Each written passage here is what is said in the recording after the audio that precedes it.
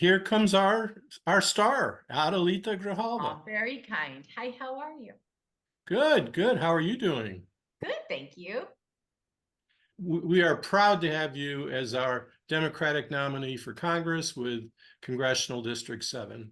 And following your race, Adelita, I was so confident you were going to win.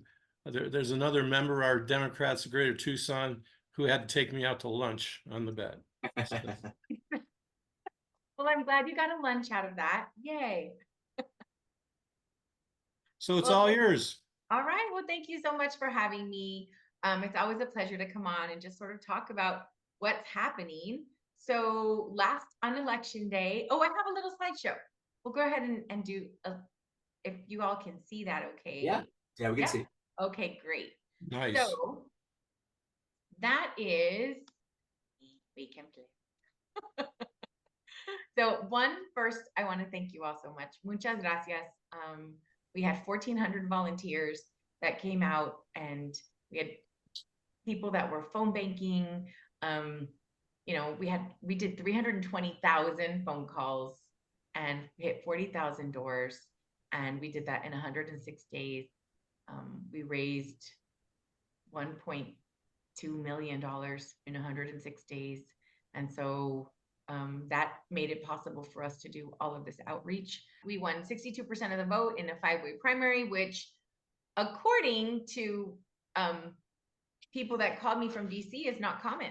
So yay, I'm glad that we're making some history over here. And what we saw is an unusually high turnout for a special election. So as of last Thursday, the Democratic ballots that have been counted, putting this race on track to surpass the roughly 55,000 votes cast in the 2024 Democratic primary, which took place during a presidential year and had other candidates on the ballot. So unlike 2024, this was the only race on the ballot, and voters didn't just show up. They made a deliberate choice to cast their vote for me, and so I'm very appreciative to so many people. Our support was district-wide throughout CD7 across all demographics, especially among young people. We earned a strong majority of support in all 6 counties across AZ 07. Our social media often featured dozens of Youth for Adelita volunteers that was started by my daughter, Adelina, who said, Mom, you need more fun things online. I was like, okay, do your thing. So they showed up every day. And many are the first-time volunteers and first time they've ever volunteered on a political campaign. And so we also had a lot of opinion pieces and op-eds that were submitted. And so I want to thank those of you that did that, because I think that also made a difference.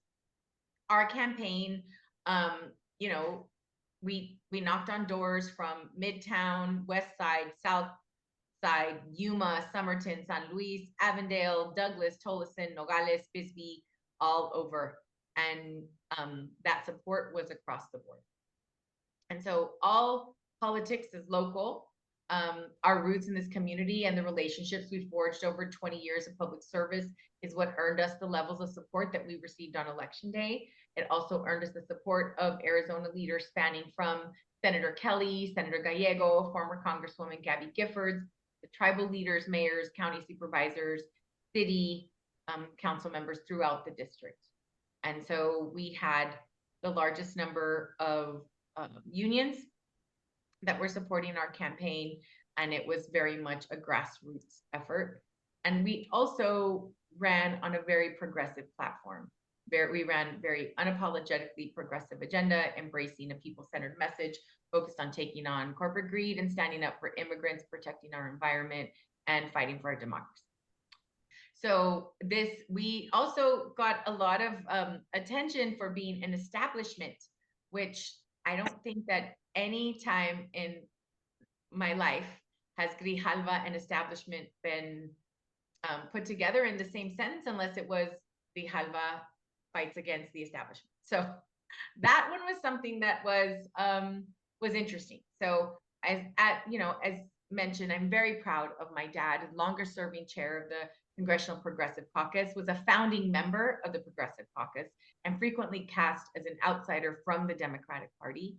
He was the first member of Congress to endorse Bernie Sanders when he ran for president in 2016. And voters know that the Grijalva name it's not just a familiar name. It's because it represents decades of fighting for Southern Arizona. We earned voters' trust by living those values every day for the past 20 plus years, at me serving in this community and my dad for the last 5 decades. This race is also fundamentally different because there was a lot of correlations between, what's happening in NYC and what's happening here.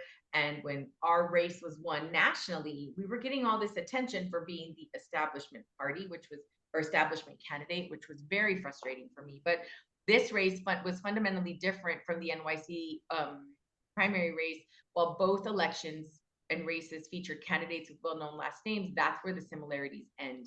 Because when we started talking, I said, wait a minute, am I supposed to be the Como in this situation? This is just not me. I'm not centrist, and my name, represents being grounded in a progressive movement in this community for decades. Many of the same players in the coalition that backed Mamdani also supported me, Bernie Sanders, AOC, the Working Families Parties, as well as progressive organizations with deep roots in the community, such as Lucha and Rural Arizona Action. And like Mamdani, we had a massive ground game that allowed us to communicate directly to voters. And so I think that one of the things that we learned from this race is that door-to-door, shoe leather, old-fashioned canvassing still has an incredible role in how we get people motivated to vote. It is that face-to-face, come on, we need you out there, that made a difference. And we focused on the issues. We did not focus on personalities. We focused on policy. And we won because the values and the policies are consistent. And we were consistent. We are leading, my life experience in leading a juvenile diversion program, as a school board member, as a Pima County supervisor, all of those are things that resonated. And so when we had some pretty significant money thrown against us in an effort to, what was the committee name? Tucson Fed Up, that was based out of DC. They talked about, how I was out of touch and how I wasn't around, and, people know this community. I think that it's really important.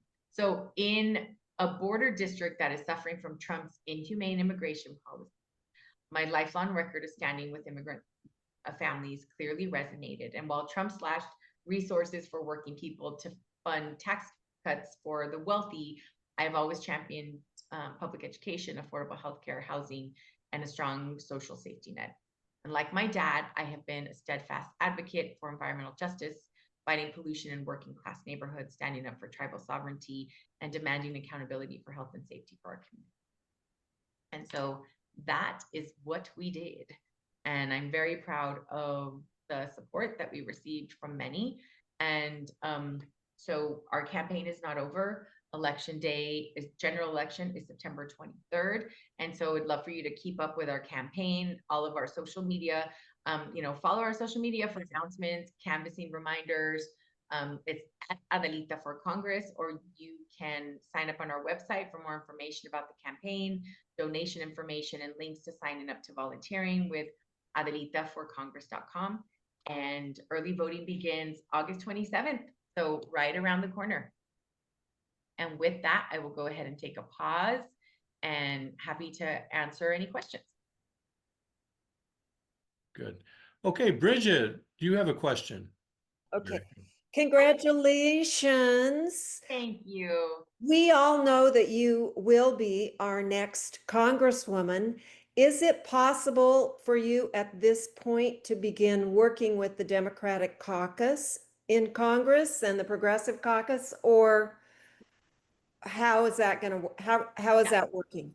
I want to be very cognizant of the fact that I'm not the candidate, like I'm not in Congress yet. And so I want to make sure that the meetings and efforts that I take are really focused on the campaign, and meeting with community groups, which is what I did during, before, in preparation for the primary. So I understand issues better. I think that that's totally in the wheelhouse. I have been invited to go to the orientation for the Congressional Progressive Caucus, and they invited other candidates that they have endorsed. And so I will be participating in that. I have had leadership reach out to me just to sort of start this idea of, I want you to start thinking about what committees you might want to be on, and that kind of, I think that anybody in the position that I'm in, you have to start planning for what it is you want your staff to look like, and what like that sort of configuration. I think I would not be doing this community a service if I just sort of said, no, I'm going to wait until after. And I think that that's important to do, but I'm trying to sort of thread that balance. I mean, I've had people that were like, can you come do a tour of our, center? And that is, I feel we have to make a clear distinction between, is that a congressional, like more in line of the office visit, or a campaign visit? And so those two things are the things that I think is something that every member of Congress is sort of feeling out. I had an opportunity to talk with Representative Ansari, and she said the same thing. It's like those things were like, is this campaign or is this office, and how do you figure those out? There's a lot of ethics involved with that.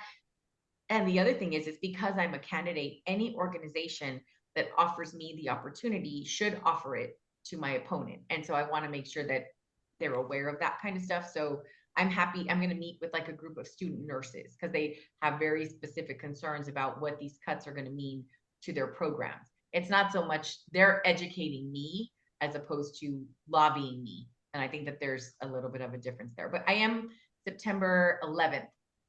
I'm going up to the Progressive Caucus orientation for people. And a lot of the people that they've endorsed are a November race too. So I think that it's going to be fine. I mean, some of the people that they've endorsed are even midterms. So yeah, I think that that's totally in line with what I should be doing in starting to build those relationships for sure. Okay, Bill Shipp, you have a question. Hi, Bill. Thank you, Bridget. Good morning. First of all, congratulations for being our nominee to fill your father's seat. I think that's wonderful. I say that even though I'm in CD6, not 7, but nonetheless, congratulations. My question was on that last slide of yours. You said people-centered foreign policy, and I'm not sure I know what that means exactly, nor what it means to you. Could you explain? Could you talk about it a little bit? Yeah, I think a lot of it has to do with most of the policies that I'm focusing on really have to do more with humanitarian, with talking about how people are being treated internationally. And one of the biggest concerns that I've had with this administration is the way that they've sort of been pitting people against each other. I mean, have clear positions on Ukraine. I think the US needs to stand with Ukraine. I mean, and for you to sort of play politics because the dictator in Russia is your friend, I think that's problematic for the rest of us. So I feel like we have to make decisions that way. And aid is very important. I think that when we look at some of the cuts that have been made that really put the US in the leadership position, not only to prevent, catastrophes and health crises and making sure that we're creating this little security bubble around us to make sure that other countries have access to vaccines, those kind of things. That funding is really critical, and it is such a small amount of money in the grand scheme of things. And for those things to be cut, I feel like most of the cuts that are being made are very short-sighted. We're cutting off our nose to spite our face, and we're gonna have to deal with the ramifications of that. Those cuts for the Department of Education, for the Department of Labor, to our sciences and research. I mean, our libraries. When I say things like these cuts are going to impact us more than once, I have to clearly articulate, like, my daughter is 18 and she is just graduated from high school. The ability for her to be able to go to school and get a Pell Grant like I did, that's going to be problematic. I had to get a loan in order to go to school, and I paid for school, and that's working families. That's what we do. And so when we limit that access, make it harder for people, that's what I mean about people-centered. Like, you have to, for me, it's very much the humanitarian issues are really critical, and how we are respectful to people in their countries and use our opportunity as a leader in the world to come up with peace. I mean, I don't want to send our people off to fight wars in other countries. I just don't. And so I think that sometimes it's necessary, but when we can utilize every other opportunity to try to negotiate peace, we should. Okay, and Mike, we have questions in the chat. Yeah, we got a couple. First of all, let me just say about that establishment thing. My only response is I wish we had a Democratic establishment that reflected Adelita's values and positions. God damn it. That would be wonderful. Unfortunately, we don't. Elaine Jones wants to know, what can you tell us about funding related to affordable housing? That's been a big issue for yours while you've been here in local office. And are there funds designated for mobile homeowners, which here in Southern Arizona, that's the vast majority of affordable housing is mobile homes. Yeah, well, actually, it's because I went to the Housing Commission meeting and realized that the funding that we had available, federal funding, excluded mobile homes, that when we advocated for local funding to use our county dollars to put $5 million set aside for investment in affordable housing, we made sure that mobile homes are included in that, because I think that's really important. And actually, if you look at the affordable units available in Pima County, a majority are mobile home units. Yeah. So when we exclude them federally, when you exclude all of those improvements, what ends up happening is you're really isolating our most vulnerable communities, and many times our older communities, from being able to access a lot of like the roof repair and those sort of energy efficiency. All of mobile homes were excluded. So in our funding in Pima County, we made sure that that was not an issue, that mobile homes had to be part of the bigger picture of affordable housing. One.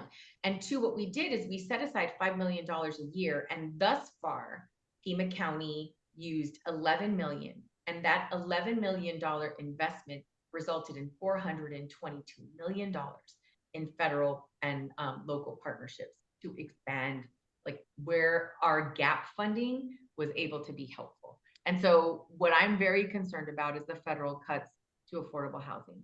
I'm very worried about what options are going to be available to all of us, and that the state is not going to be able to carry the responsibility or shoulder the funding that we're going to need. So I'm very worried about what's to come. But I do think that there is an opportunity for us at the local level to continue to work together to make our dollars stretch as much as possible. And we have to fight for that that funding at the federal level. And what I do think is in all likelihood going to happen, one, the cuts aren't happening until after the midterms conveniently, yeah. But the suppression of the funds that have already been approved by Congress, that is happening now. And so where we can be very vocal is about how the suppression of that money is hurting our communities. And I think that we're going to have a lot of situations where we're going to see how much federal dollars have a positive impact, net positive impact in our community, and we're going to feel it when it's not there. Thank you. Yeah, a lot of people look at those numbers like $5 million or $11 million and say that's a drop in the bucket, but that's a catalyst. Those money catalyze larger investments, especially by the private sector, because it's just so much bigger. Well, and that's really why I wanted to put some money set aside, because I do think that it is values on what is important to us, but also it's leverage when you're applying for federal grants. Yeah. You're like, I have a matching funds opportunity, or let me see your budget. And that's how we show that it's a critical need. I wrote grants for like 26 years. So I knew that was something that we could do, and it worked out.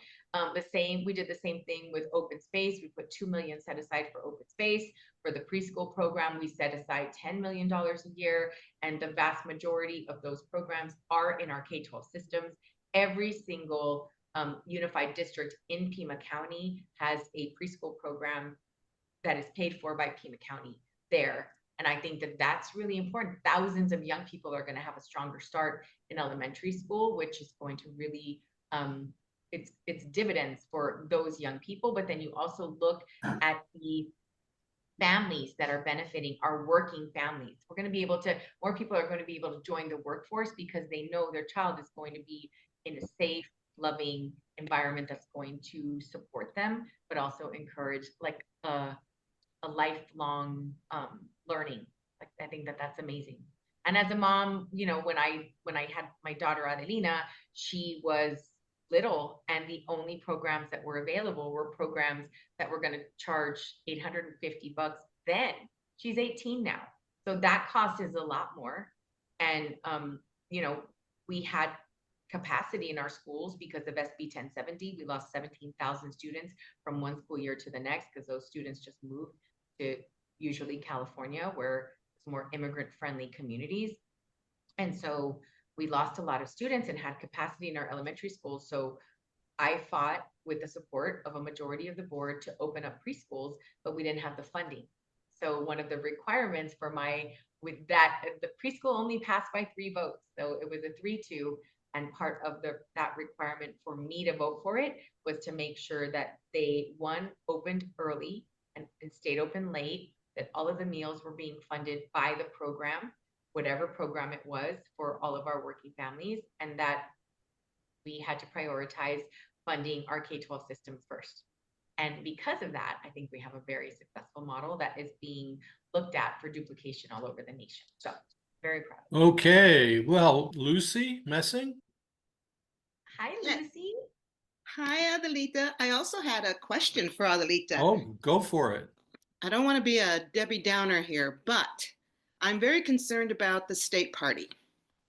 So I just want to hear your comments and your thoughts and moving forward, so you know where we are and what are you thinking? I really think that we have to get ourselves together. This sort of infighting and drama is not good for us. It's not good for our organization. It doesn't instill the faith that people need to have in our party. I think we really need to refocus on a working families agenda where we're going to do what we can for working families, make sure that we're talking to people directly, and that we are a voice that people can count on. Like what I heard very clearly at the doors is like, well, why should I even go out and vote? It's not going to make a difference. People were very discouraged by the presidential race. And what we have to do is instill hope, that we have to hope that the light is at the end of the tunnel, and we need everyone to get together to do it. I think that, you know, this frustration with our party not representing our people, that's not so much our local issue. That is in this case, our state and our national issue. And we need to do a better job of that. And so when we're getting all of this national attention about this race and like it's an age thing and that, we all have to acknowledge that we need more diversity in the people that show up and participate in our party. I mean, we do. Everyone knows it. And it's not just an age thing. It's like all walks of life. So we have to do a better job of making sure that we are getting creative. And I think locally we have a better outcomes than our state party. But we need to unify behind a leader that's going to help us through this. And we need to look at some of the changes that were made for the executive committee, sort of leveling that out so there's a greater partnership between the chair, and really just getting people excited about having faith in the party. We have a lot of rebuilding to do and not a lot of time to do. Yeah, and I think that you have to rely on the local leaders, not just elected local leaders, that are going to say, no, come on, we have to stick together. We have to get through these midterms. We have to start gearing up for the presidential, and Arizona is going to play a huge role. We're going to be a huge battleground state. We can't have this infighting nonsense crap happening right now. Yeah. So we have to move quickly, make sure everyone feels like their voice is heard. That was one of the things that I heard very clearly at the doors. It's like, well, I just didn't feel in the presidential election that you guys even gave me a choice. And so I think that we have to be cognizant of that. And we as a party need to let the voters decide. Really, I mean, there's so much big money in these races. That was the eye opener for me in this. My dad never really fundraised, didn't really have to. He would get to 150,000 and be like, that's good, we're done. I don't have to do anymore. And I think that is what's really different. Is like, that's what I thought was funny when one of my opponents said, "Oh, she got her daddy's donor list." I'm like, Hmm. yeah, but most people haven't been called since like 2004. Like most of the numbers are wrong. Like, Yeah. you know, like 94% of people that donated to our campaign never donated to a Grijalva before. Me either. Like my dad or I. These were new donors. And I think that that's important. Like we have to get people excited about what's coming. And it's not just about who's like popular on social media. That's important. And I think that we can do better. We can do better in getting issues out, but we have to really focus on policy and how this administration is making it so hard for us to reach our American dream. That's what we have to do a better job of, and do it in a different way, have a lot of different voices that are part of that conversation. But we have to get it together as a party here at the state. We need to find an executive director that we can all have faith in, and then we have to support that person. Yeah. There is a question in the chat that follows directly on this issue of campaign finance. And, you know, to me, that number of over 90% of your donors being first-time donors is extraordinary. I did not know that. But I would like to know what you're going to do when you get into Congress about campaign finance and reforming the system as it is now. Literally right before this, I was on a Substack with End Citizens United who endorsed me. I think that it's going to be really important for us to push we have to push against this ability for so much dark money to get into these races. I mean, it was a sticker shock for me. I was hoping that we would get initially to 750,000. I was going to be so happy. And then when we saw the amount of money that was getting poured in all over the place, that was part of, you know, like, I mean, I called people that I'd never called before to say, I really need you to donate to this race. Because at the end of it, every dollar that came in went straight up on television, because we were getting outspent on a lot of different fronts. And I think that if we had a more transparent system, know where the money was coming from. You know, to date, we still don't know who Tucson Fed Up is. Yeah. Like, and they played a big role in trying to derail our campaign. So that's going to be really important. I mean, and we need the court support. And right now, Trump is winning a lot of those legal battles, which is really hurting the rest of the American people. Yeah. A couple more questions in the chat. Rod Norish wants to know, what's your perspective of the 7,500 soldiers assigned to work the narrow border strip between the U.S. and Mexico? Just for background, the Trump administration has designated several strips of 60 feet wide along the border as being part of Army bases or you know, military bases here in the Southwest. And so it becomes possible for soldiers to arrest people coming across the border and trespassing on that land as being trespassers on an Army base. Your perspective. I think that the militarization of our border communities is just so hurtful and unnecessary. It's a waste of resources. You know, I visited every community that's on the border, visited all of the ports of entry as close as I can get, because I'm not a member of Congress, so I can't do a tour yet. But I think that when we are scapegoating our border communities, that's really hurtful. Those communities are suffering a lot. And right now it's because so many people are afraid of coming down to the border. People are not able to cross as easily as they could. So our businesses are suffering on this end. And I just don't think that Trump is actually paying attention. If he's such a, you know, looking at the bottom line and it's all about the financial and fiscal responsibility kind of stuff, he's hurting the nation with continuing to stop any sort of a better establishment of a good relationship with Mexico. What he's doing is he's hurting our greatest partner. And especially for here in Arizona, Mexico is like, many families have families on both sides of the border. Our community, we are one community that is divided by this border that, you know, we didn't cross. It crossed us. So I think that when we talk about those, the militarization, we're just going to see more and more, it's going to be more of a humanitarian crisis. At this point, when I went to visit cells, They talked about how the Border Patrol constantly didn't care about any sacred lands, didn't care about the fact that this historically people could cross over very easily to attend, events like sacred, I'm sorry. Oh, like no, not just sacred sites, but all of these like different celebrations that happen and ceremonies that happen across the border. And, they could pass with their own card.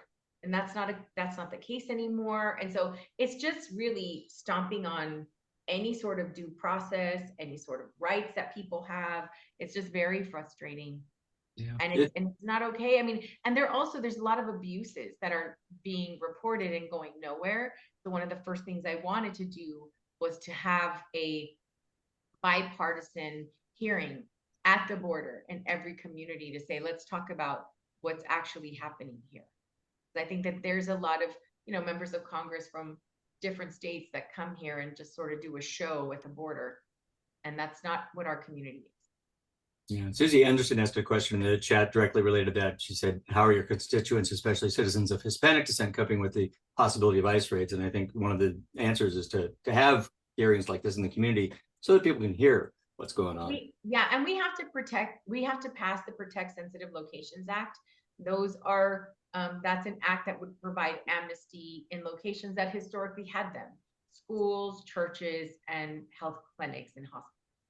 We have to pass that because right now that's not the option. We have, Border Patrol waiting outside of court hearings. We have them coming onto our campuses, and depending on the school district, some of them are able to walk right on. TUSD passed policy that that's not an option. But, that's not the case for walking through our restaurants downtown. And if you look at the different businesses, even here in Tucson, they've seen a drop in people visiting.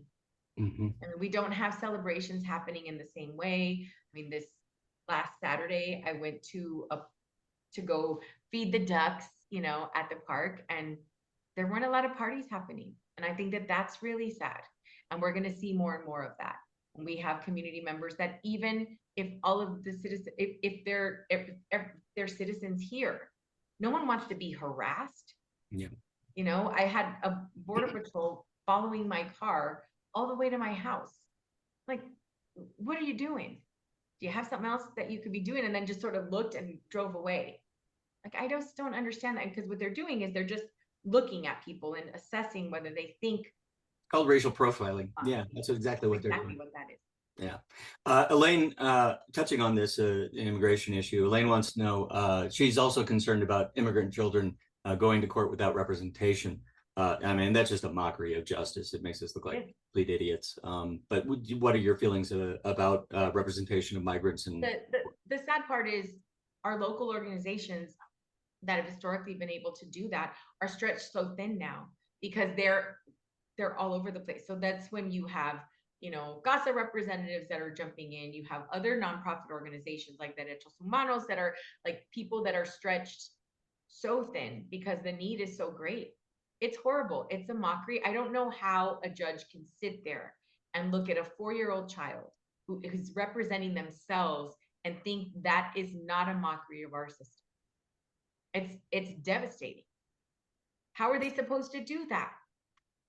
I just don't understand. I mean, there is a lack of just humanity, civility.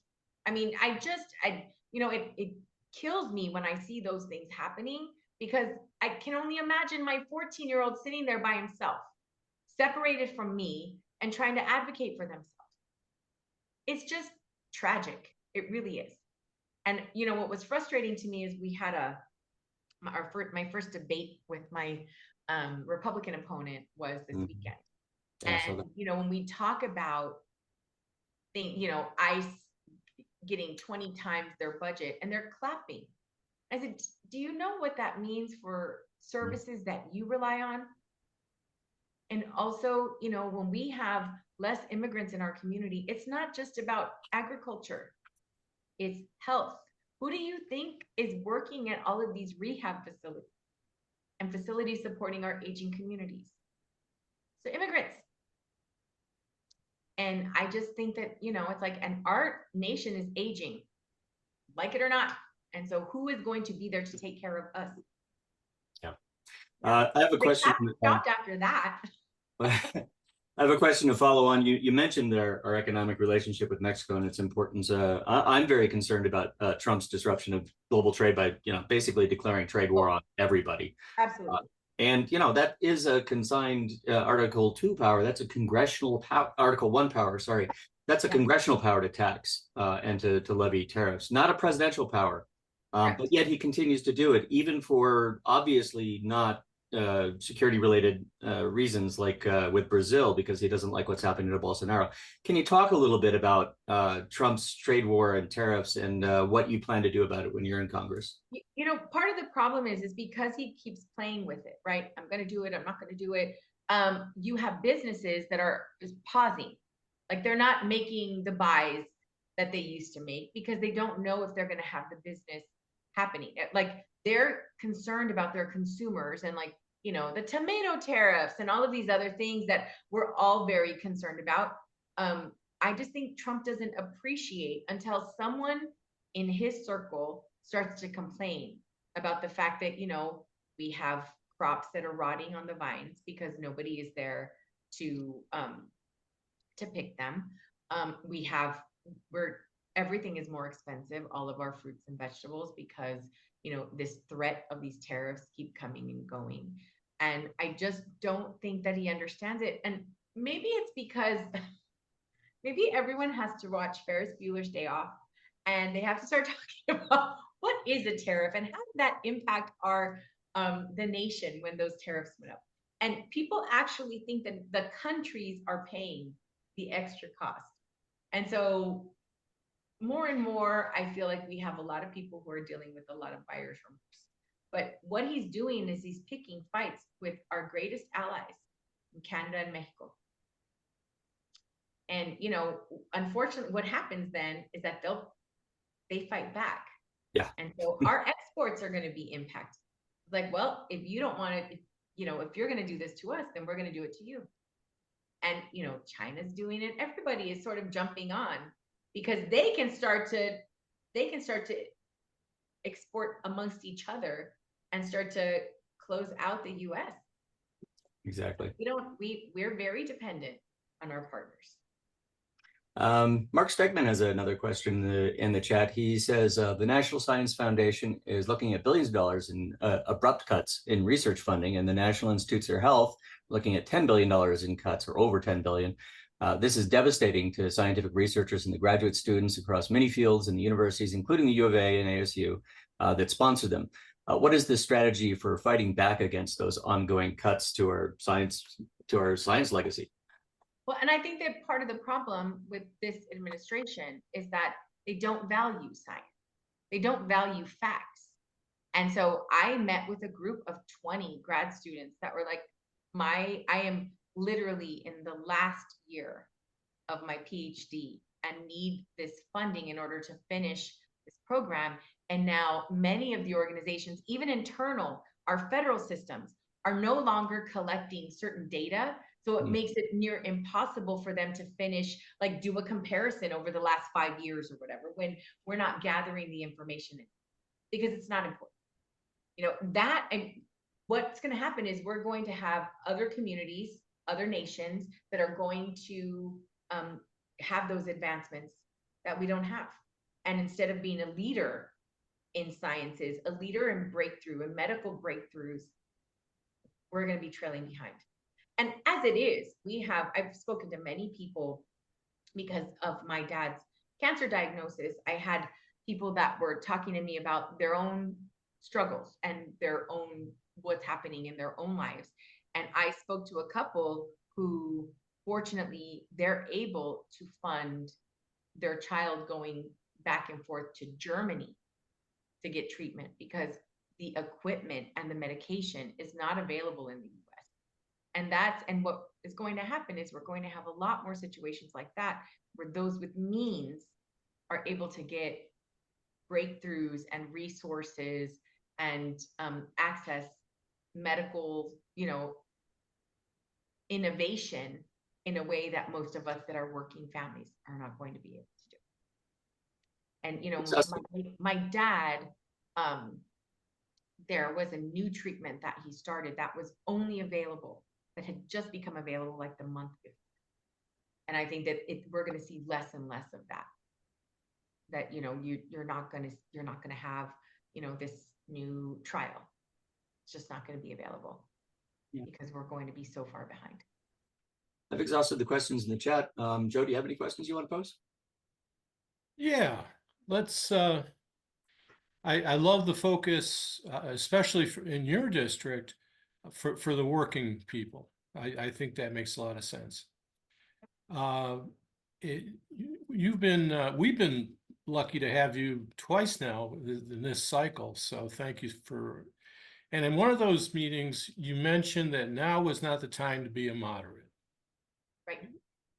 And I guess what I might focus on is for your district, working people, great.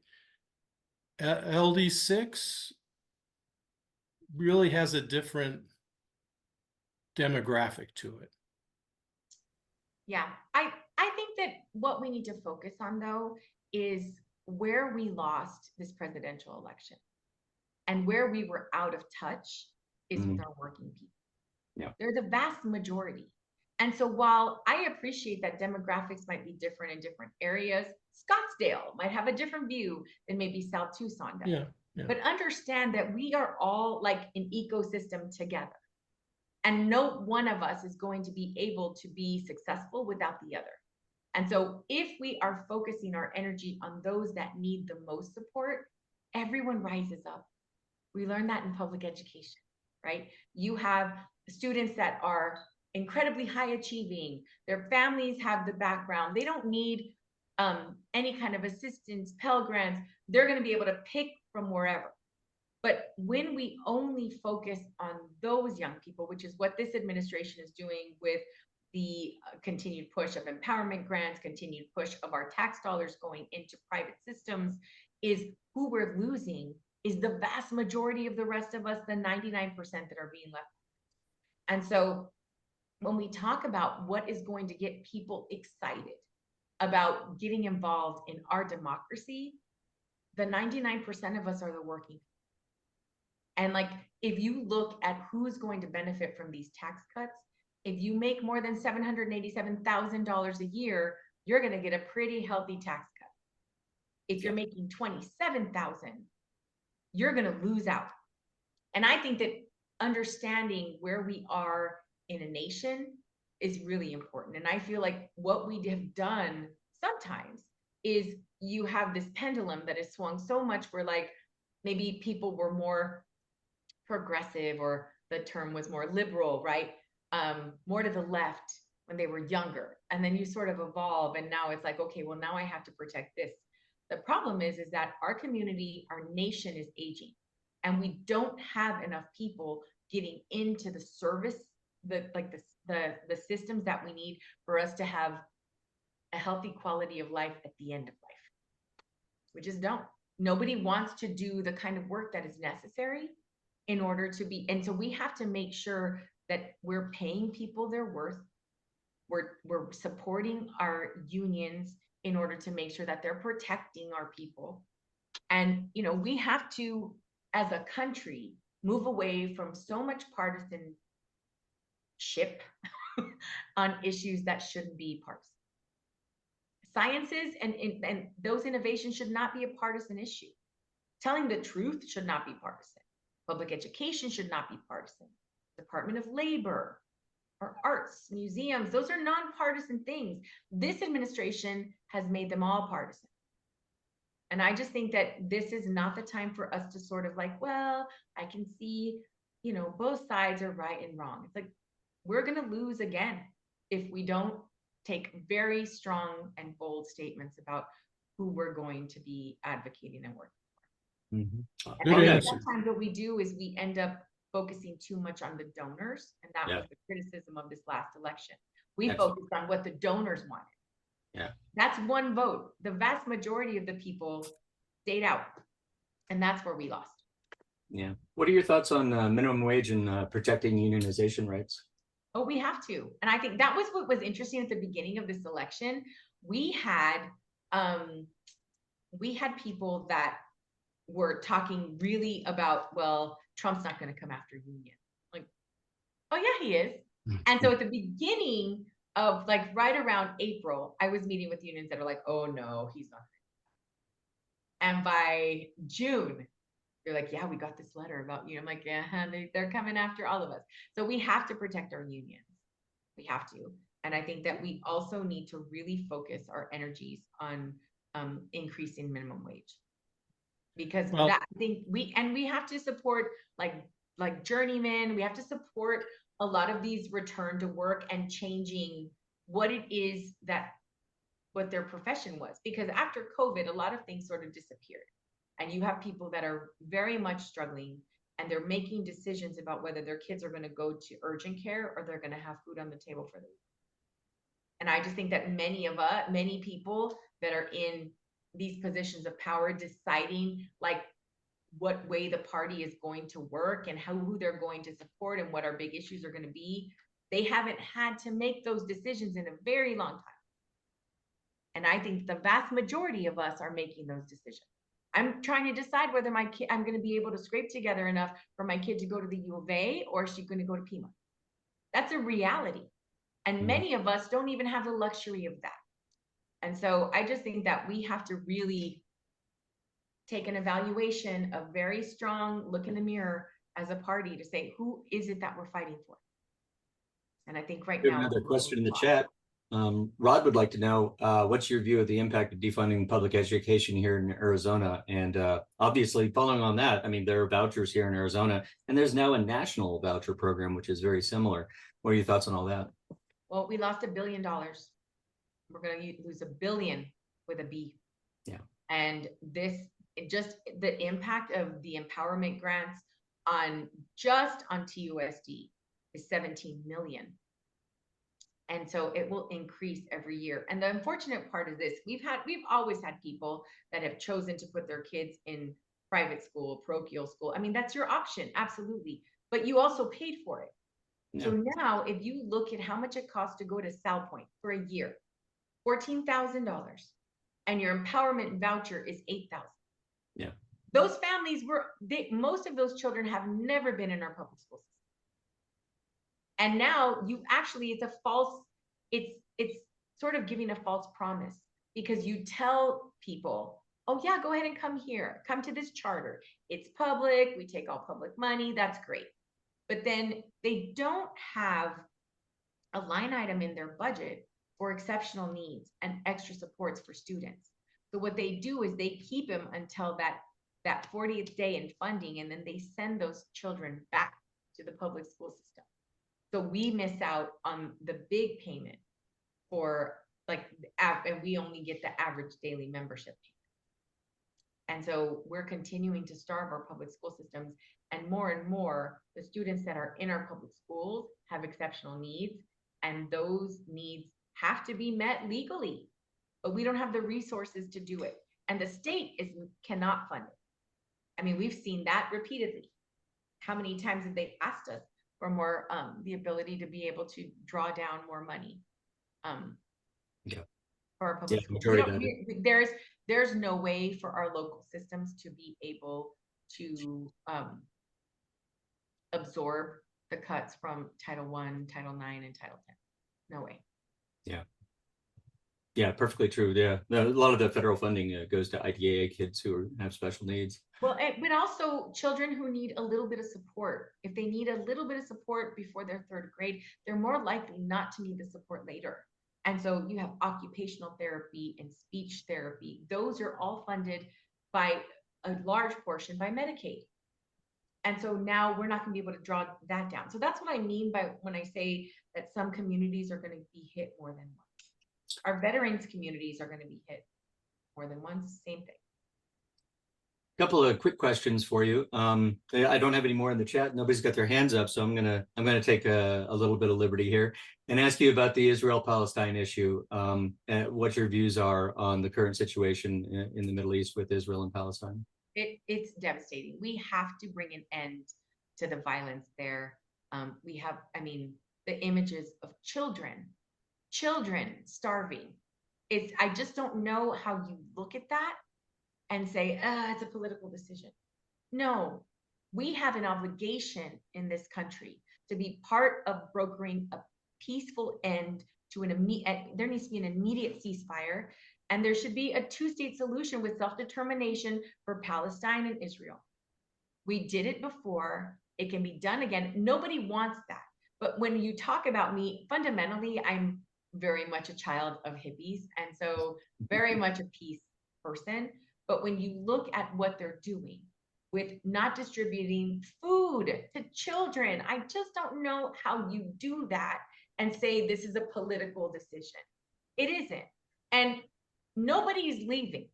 So, you know, people that are very pro-Palestine, Israel's not going to go anywhere. And Palestinians are not leaving. This is their home country. And so we have to come up with a way to broker a ceasefire. And then humanitarian aid needs to be put out by the UN, not the US. Because the US has a vested interest in trying to push Palestinians to Egypt. And Egypt doesn't want, that border is closed too. So I just think that it is devastating. And people use the word genocide, and it is. It's what it is. And we cannot continue to just sort of take a blind eye because we are worried about what our position is going to be as it relates to Israel and them being, you know, our partner or ally in the Middle East. There has to be another solution. There is one. We just have to have people that are politically strong enough to take those hits. And how about a ban on congressmen and women trading stocks directly? Is Oh that my gosh. I don't have any, just FYI. I literally do not have a stock. like I just think that it is obscene when you look at the members of Congress and what their wealth was when they got into office and how that changes year after year. I think that it's horrible. It's horrible. And we shouldn't be allowed to do it. We also shouldn't be able to capitalize on anything that we're doing in elected office for our own personal gain. So like having personal businesses, that kind of stuff. I mean, Trump has sort of thrown the rule book out on being able to capitalize on having funders at the White House. You give me several $1 million and I'll make sure your kid gets out of jail. Mm-hmm. How is that in any system okay? There is no way that any of us would ever be able to get away with that, nor should we. That is illegal. It should be illegal. Yeah, and there's basically an open tip jar at the door of the White House with his cryptocurrency. Anybody in the world can. So it's so gross. It's so gross. Yeah. Andrea has a question. Yes, she does. Okay, hi, congratulations. And I'm trying to compress this question. These people in office now are such a clear and present danger. What can you do while we're in the minority up there to stop them? Because they are going to destroy this country. What can you do in the minority? What can you do, God willing, and the creek don't rise, we have a majority in Congress? What can we do to like put a something, We have to the roll bar back. out to trip them? Well, we have to roll back Trump's emergency privileges that he has, right? I mean, that's number one. And there has to be a willingness to do that. What I thought was really interesting, the very first time this bill came to Congress, it passed by one vote, but there were 6 Republicans that didn't vote. And I think that that's very telling. And I feel like one of the things that is our responsibility is to make sure that those communities know what their members of Congress are doing. And when they vote against their own best interest, it should be our responsibility to say, okay, I know that this member of Congress is in my committee. Let's do some homework on their state too. So when these things come up, we can say, do you know that you're voting against your own people? I think that we have to fight fire with fire. We really do. I think that us sitting around and sort of wringing our hands is not an option. These are not normal times. We have to continue to be as vocal as possible and organize. And we have to go out, just like we have other members of Congress visiting here to try to call Stegman out. We need to do the same thing. We have to let people know that they can't be afraid of Trump. They should be afraid of like not representing their communities. They should be afraid of embarrassing themselves for the people that they should be standing up for. Like, we need to call them out all the time. And I have to have faith in the midterms. I mean, my dad was in Congress for 22 years. They were not in the majority a lot of the time. And when we do get the majority, we cannot do infighting. We can't fight against each other. And I also think that we have to be really bold in what we try to push forward. Sometimes I think we're so afraid of, well, I don't know that it's going to pass, that we water down our requests. Let's shoot for the moon. And then if it gets negotiated down, that's one thing. But don't start low. Mm-hmm. We have to go out there and say, no, we are demanding comprehensive immigration reform. I don't just want you to revise the worker. It's like, let's shoot for it. And then if we get some of it passed, it's better than we would have if we didn't do anything at all. And I just think that I hear that a lot. Well, it's not going to pass. Well, that doesn't mean we shouldn't try. Because what we've seen over and over again is this legislation is introduced. We see it here at the state too. It's introduced. It doesn't always go anywhere. Maybe that first session, maybe the second session, but maybe the third one it does, and pieces of it come out.